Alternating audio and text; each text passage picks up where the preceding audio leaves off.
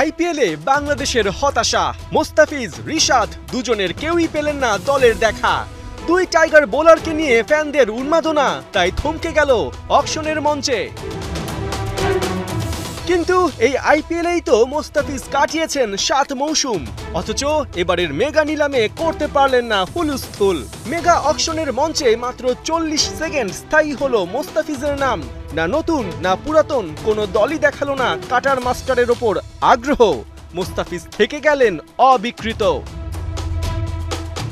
জেদ্দার আবাদি আল জোহার অ্যারেনায় 12 বাংলাদেশের মধ্যে প্রথম নামটাই ওঠে মোস্তাফিজের।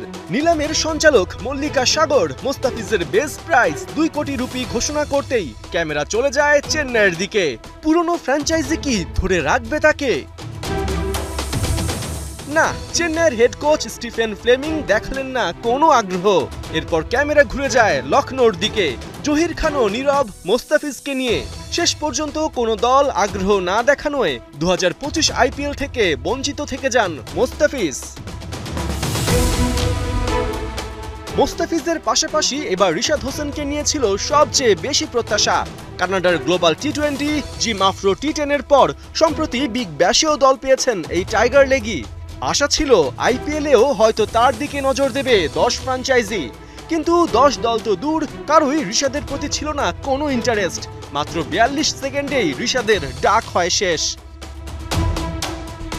অকশনে রিশাদের নাম উঠতেই ক্যামেরা ঘুরে গুজরাট টাইটান্সের দিকে, কিন্তু আশিস নেহরার সাথে পরামর্শে দলটি আর এগোয়নি। একই অবস্থা পাঞ্জাব আর লখনৌর।